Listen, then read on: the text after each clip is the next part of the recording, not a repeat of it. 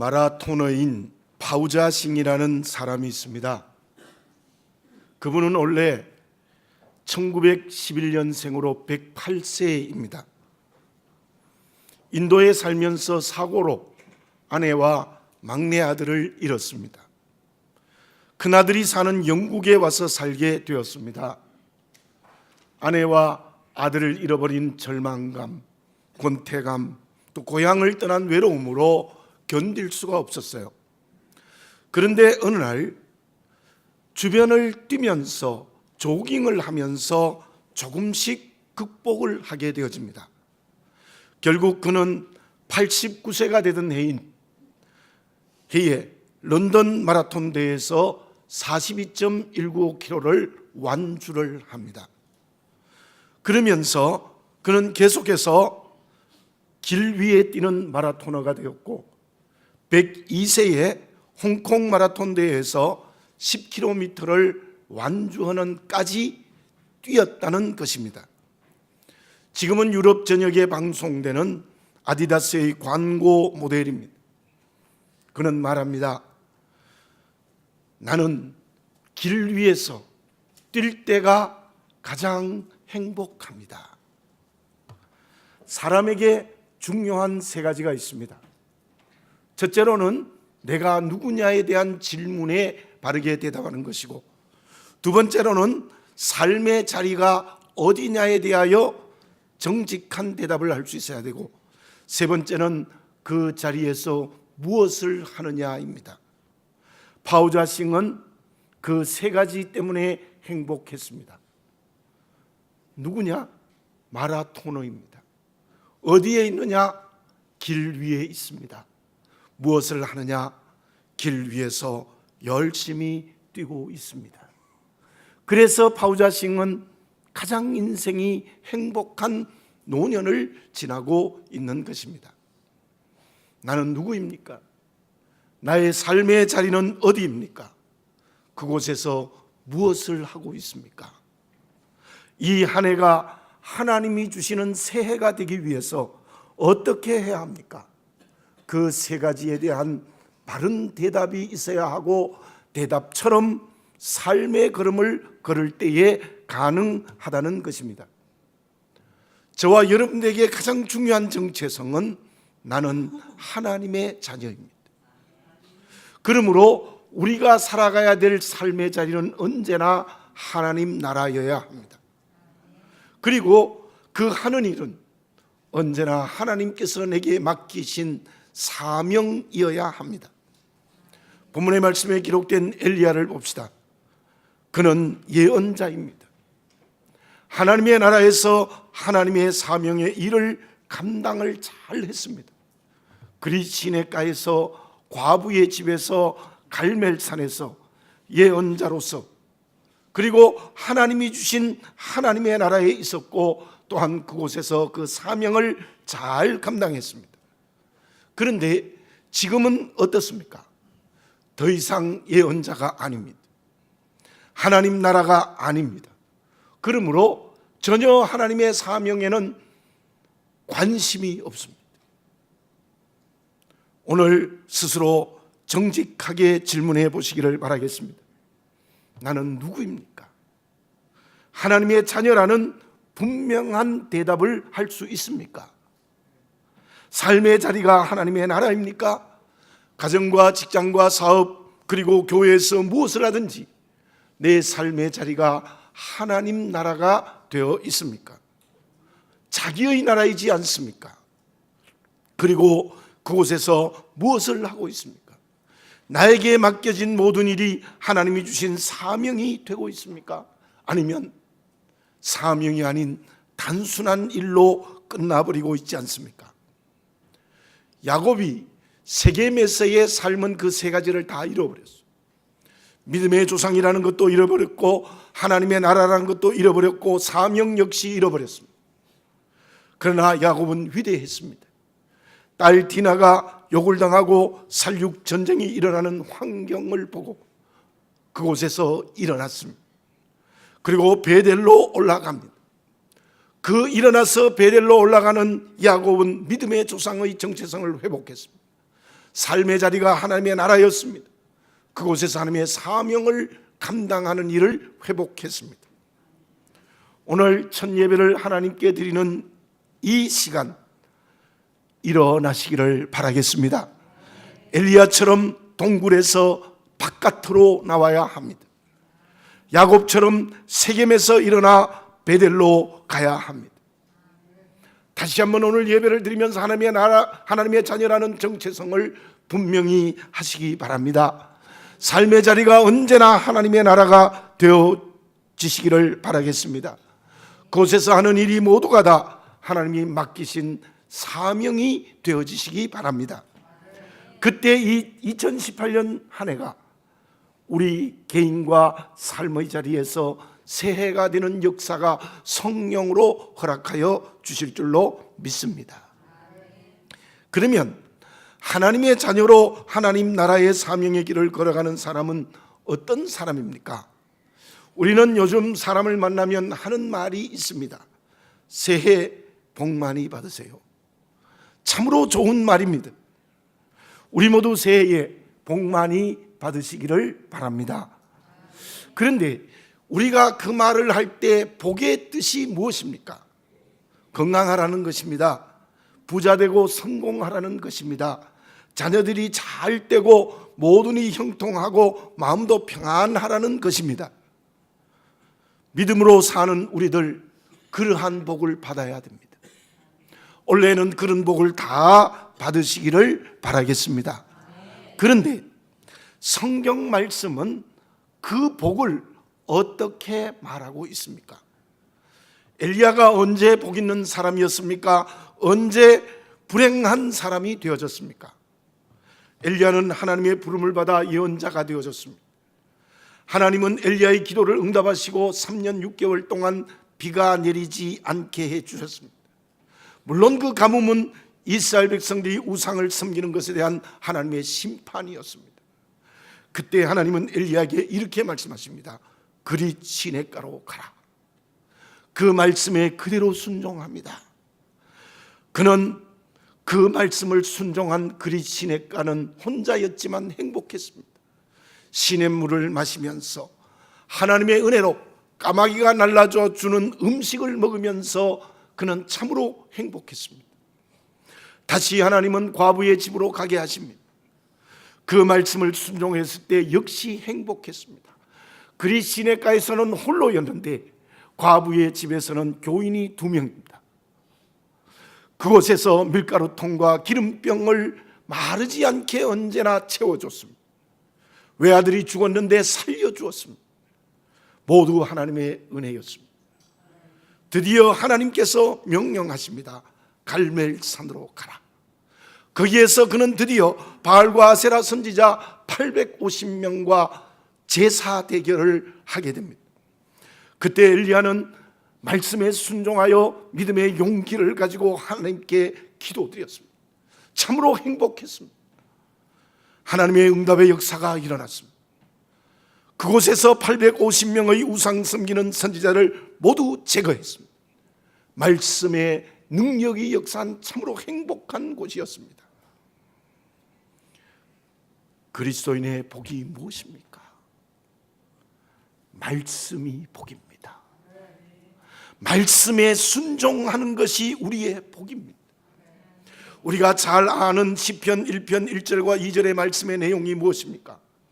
복 있는 사람은 하나님의 말씀을 즐거워하며 밤낮으로 그 말씀을 묵상하는 자로다. 말씀대로 악인의 꾀를 따라가지 아니하고 죄인들의 길에 서지 아니하고 오만한 자의 자리에 앉지 않는 사람입니다. 말씀에 순종하는 사람이 복 있는 사람입니다. 그 사람이 하나님의 자녀입니다. 그 사람이 하나님의 나라에서 살아갑니다. 그 사람이 하나님 나라에서 맡기신 사명의 길을 감당하게 되어져 있다는 것입니다. 그런데 지금 엘리야는 어떻게 되어졌습니까? 하나님의 말씀에 순종하는 자리가 아닙니다. 말씀에 불순종하여 호렙산 동굴에 숨어 있습니다. 9절에서 하나님이 이렇게 말씀하십니다. 내가 어찌하여 여기 있느냐? 10절의 엘리야의 대답이 무엇입니까? 이스라엘 백성들 전부가 다 우상을 섬기고 있습니다. 나만 남았습니다. 그리고 그들이 나를 죽이려고 합니다. 아주 항변을 하는 겁니다. 11절 12절에서 어떤 일이 일어났습니다. 여호와 앞에선 엘리야에게 하나님이 이렇게 나타나셨습니다. 강한 바람이 산을 가리고 바위를 부수는데 그곳에서 하나님이 계시지 않았습니다. 지진이 일어났는데도 그 가운데 계시지 않았습니다. 그 후에 불이 있으나 그곳에도 계시지 않았습니다. 그 후에 하나님께서 세미한 음성으로 말씀하십니다. 여러분, 세미한 음성으로 말씀하십니다. 어떠한 굉장한 지진이 나고 불이 나고 온 산이 흔들리는 게 복이 아니고, 그 엘리야의 복은 세미한 음성으로 들려주는 말씀이 복이었습니다. 그 음성을 듣고 굴 밖에 나왔어서 13절에 하나님은 다시 묻습니다. 말씀하십니다. 내가 어찌하여 여기 있느냐. 14절에서는 엘리야가 10절에서 대답하는 말 똑같이 합니다. 이스라엘 백성들이 전부 우상을 섬기고 있습니다. 나만 남았습니다. 그들이 나를 죽이려고 합니다. 엘리사의 삶의 자리는 말씀에 불순종했기 때문에 삶의 자리가 잘못되어졌습니다. 하나님의 나라가 아닙니다. 자기의 자리를 만들고 있습니다. 이세벨의 칼 앞에서도 하나님의 말씀을 대언해야 될 곳이 그 자리인데, 그걸 도망하여 나를 죽여달라고 했다가 이제 동굴 속에 숨어 있는, 정말 하나님 나라를 잃어버렸습니다. 자기라는 동굴에 매여 있습니다. 프랜시스 베이컨은 네 가지의 우상을 말하는데, 그 중에 플라톤의 말을 따라서 동굴의 우상이 있습니다. 그 동굴의 우상은 자기 편견의 우상입니다. 전부 내가 옳다는 거예요. 다른 사람은 다 틀렸다는 것입니다. 엘리야는 바알의 우상을 섬기지는 않았지만 이때 자기 편견이라는 우상을 섬기고 있었습니다. 오직 나만 남았습니다 말을 거듭하고 있는 것입니다. 그것은 하나님 앞에서의 교만이었습니다. 자기만 믿음 생활 잘한다는 거예요. 내만 옳다는 거예요. 내만 하나님 앞에 정직하고 바르게 믿음 생활을 한다는 거예요. 다른 사람의 믿음은 전부 엉터리라는 거예요. 믿음으로 사는 그리스도인에게 중요한 것이 삶의 자리입니다. 말씀대로 서는 자리였는데 그 자리는 동굴이 아니라 여호와 앞이어야 합니다. 동굴이면 교만해집니다. 나에게 그러한 모습이 없습니까? 그래서 하나님이 주신 사명을 잃어버리지 않았습니까? 하는 일이 모두 자기의 것이 되어버리지 않았습니까? 하나님의 말씀에 순종해야 됩니다. 그것이 하나님의 나라입니다. 그곳에 사명을 감당하는 길을 걸어가게 되는 것입니다. 이런 예를 들어봅시다. 여기에 학교에서 가르치는 교사가 있습니다. 그는 언제나 자기 실력이 그 분야에서 최고라고 생각하고, 그리고는 동료 교사를 무시합니다. 학생들을 단순히 지식을 전달하는 대상이라고 생각합니다. 그리고 그 직업을 통해서 더 많은 이익과 돈, 그리고 지위만 얻으면 된다고 생각합니다. 그 사람이 교회에 다니는 사람입니다. 그리스도인입니까? 그 사람은 그리스도인이 어쩌면 아닙니다. 삶의 자리가 하나님의 나라도 아니고 하나님이 맡기신 사명도 감당하지 않는 자기 나라 속에 살아가고 있습니다. 반대로 이러한 교사가 있습니다. 실력은 인정받지만 부족하다고 생각합니다. 하나님 학생들을 인격적으로 만나고 가르칩니다. 그리고 지식을 통하여 가치관을 가르쳐 줍니다. 동료 교사를 귀히 여깁니다. 그리고 그 직업이 하나님이 주신 사명이라고 생각합니다. 그 사람이 그리스도인입니다. 삶의 자리가 하나님의 나라입니다. 왜요? 말씀이 순종하는 삶의 자리가 되었기 때문이에요. 교사만 그렇겠습니까? 가정주부도, 교회 다니는 성도들도, 교회 안에서도, 우리의 직장과 사업과 이웃과의 만남의 현장에서도 정말 말씀이 복이 되면 하나님의 나라가 되고 하나님의 나라의 사명을 감당하는 길을 걸어가는 살아있는 그리스도인이 되는 것입니다. 여러분, 말씀이 복입니다. 그래서 주님의 십자가의 은혜로 구원의 길을 걸어가고 있지 않습니까? 말씀에 순종하면 언제나 여호와 앞에 서서 그리고 겸손히 하나님이 주신 사명을 감당하게 되는 것입니다. 그때 하나님은 모든 것을 축복하시는 하나님의 은혜를 우리에게 허락하여 복이 되게 하여 주실 줄로 믿습니다. 제가 신명기 28장 1절에서 6절을 봉독해 드리겠습니다.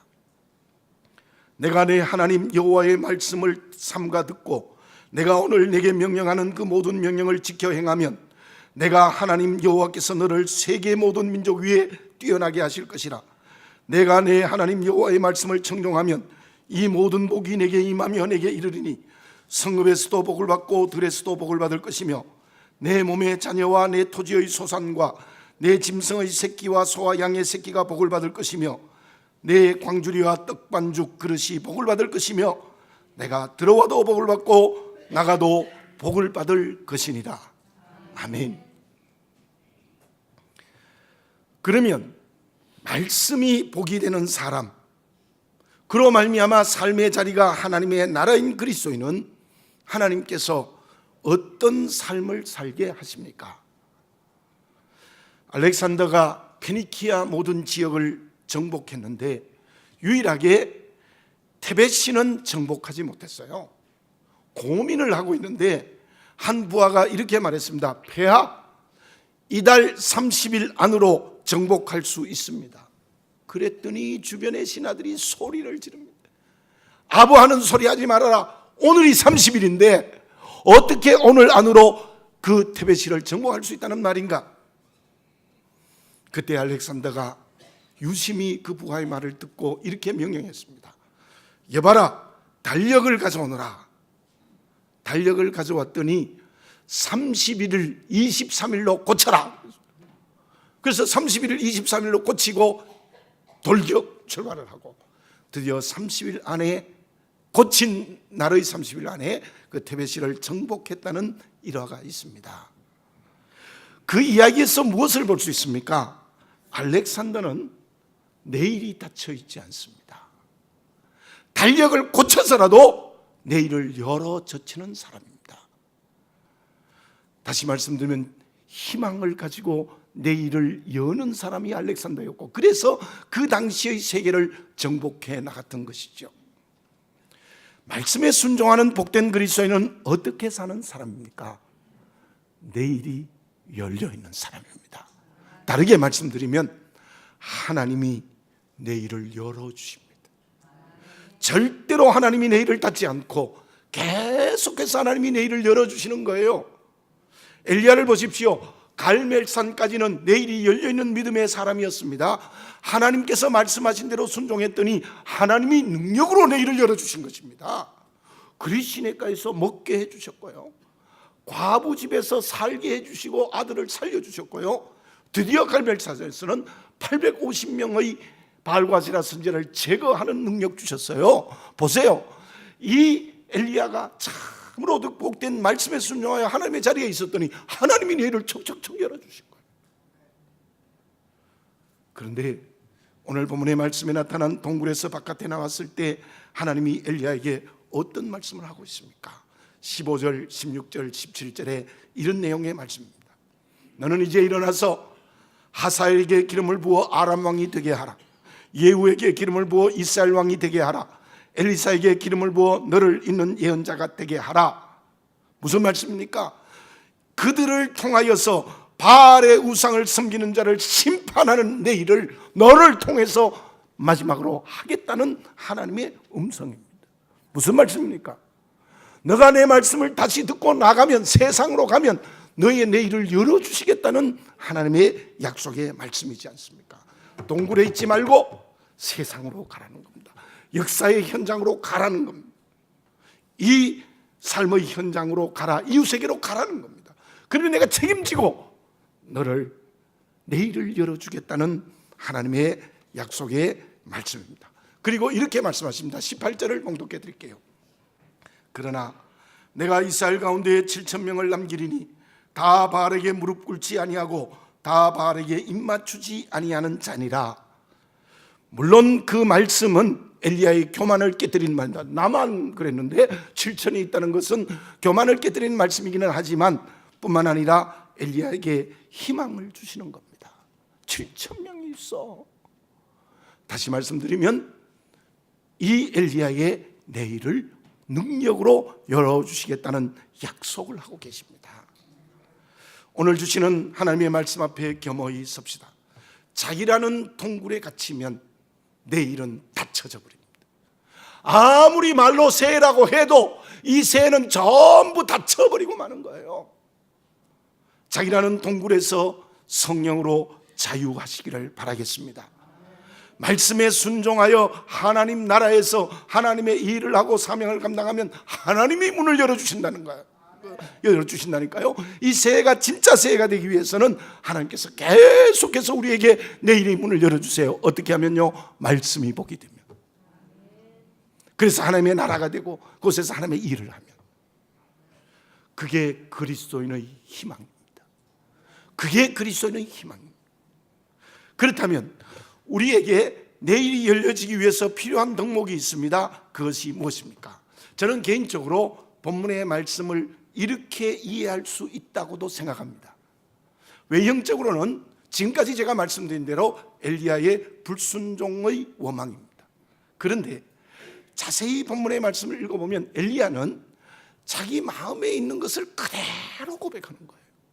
로뎀 나무 아래서도 죽여주십시오. 솔직히 고백하는 거예요. 죽여달라는 거예요. 그죠? 네. 그리고 여기서도 막 솔직하게 나는 도저히 하나님 믿을 수 없습니다. 어떻게 이럴 수 있습니까? 나만 남았는데요. 못 가요. 계속 원망하는데요. 근데 이게요, 정직한 기도였어요. 저는 그렇게 생각합니다. 하나님 앞에 내 속에 있는 것을 그대로 고백하는 기도였습니다. 그 기도를 하나님이 들으시고 가까이 와서 세미하게 말씀하신다니까요. 여러분, 말씀이 복이 되어 하나님 나라에서 하나님의 사명을 감당하는 열쇠는 기도밖에 없습니다. 기도예요. 기도.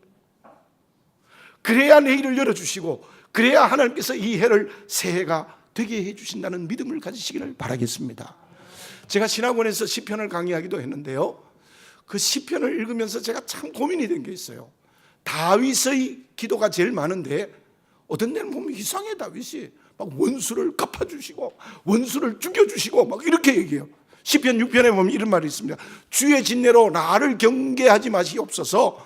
10절에서는 내 모든 원수를 부끄러움을 당하게 하고 떨게 해주십시오. 그런 표현이 굉장히 많아요. 앞부분에. 다윗이 이웃을 사랑하지 않냐? 그런 생각을 할 정도로요. 그게 뭡니까? 다윗은 정직하게 하나님 앞에 고백하는, 엘리야처럼 그대로 자기 마음을 쏟아붓는 기도예요. 오늘 엘리야에 가까이 와서 세미한 음성으로 이렇게 들려주시고 어루만지시고 붙들어주시고 내일의 희망을 열어주시는 것은 정직한 기도가 있었기 때문입니다. 언제나 내게 있는 그대로 하나님 앞에 고백합시다. 포장하지 맙시다. 거짓으로 형식적으로 말하지 맙시다. 바리새적으로 기도하지 맙시다. 세리와 같이 기도하자는 거예요. 다시 한번 새해를 시작하면서 말씀드립니다. 기도가 열쇠입니다. 기도 없이면 동굴 안에서 내일이 없는 불순종의 그릇이 되고 맙니다. 그러나 기도하면 절망이 희망으로 바뀌고 하나님 앞에서 하나님이 내일의 문을 열어주시는 큰 은혜를 베풀어 주실 줄로 믿습니다. 말씀이 복입니다. 새해에 매순 우리의 지경을 열어주시고 넓혀주시는 하나님의 능력의 은혜를 경험하고 그 능력으로 성령의 열매를 가득 맺으시기 바라겠습니다. 그 사람이 하나님의 자녀이고 그 사람이 하나님 나라에 살고 그 사람이 하나님의 사명을 감당하며 살아가는 하나님이 가장 기뻐하시는 그릇이 될 수 있는 거예요. 그러면 하나님 나라에서 사명의 길을 걸어가는 그리스도인에게 주시는 하나님의 축복이 무엇일까요? 본문의 말씀 이후에 보면 내일의 문을 열어주시는 희망을 그대로 100% 응답하세요. 여러분, 하나님은 정확하십니다. 1.1획도 틀리지 않습니다. 정말 우리가 하나님의 나라에서 하나님의 일을 감당하며 말씀이 복이 되어 살아가면요, 다 이루어주세요. 하나도 빠짐없이 응답하시는 역사가 이 새해에 우리에게 일어날 줄 믿습니다. 또 하나는 이 엘리야는 죽지 않았어요. 승천했어요. 아이고, 나도 승천할 수 있을까? 우리는 육체로 물론 흙으로 돌아갑니다. 그러나요, 우리의 사명, 우리가 지금 감당하는 하나님의 사명, 영원히 없어지지 않습니다. 정말 죽지 않고 하늘로 올라간 그 형태는 오늘 우리에게 사명으로 주시는 축복이에요. 하나님의 일을 하게 하시는 축복입니다. 이거보다 더 큰 축복이 어디에 있겠습니까? 남김없이 이루어주는 하나님의 약속, 또한 우리의 사명을 생명으로 영원히 살아있게 하시는 이 축복을 이 한 해에 받으시기를 바라겠습니다. 지금 여러분들은 어디에서 무엇을 하고 있습니까? 원래 우리는 어디에서 무엇을 해야 합니까? 기도드리겠습니다. 사랑하는 주님, 새해 첫 말씀을 듣습니다. 우리 모두 말씀이 복이 되어 하나님의 자녀가 되게 해 주시옵소서. 하나님의 나라가 삶의 자리가 되게 해 주시옵소서. 그곳에서 하나님이 맡기신 사명을 감당케 해 주시옵소서.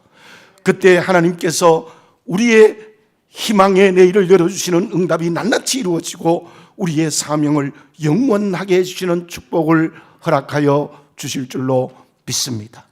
아버지 하나님, 원래는 하나님의 자녀로서 하나님 나라에서 하나님의 사명을 감당하는 말씀으로 살아가게 하여 주시옵소서. 예수님의 이름으로 기도드립니다. 아멘.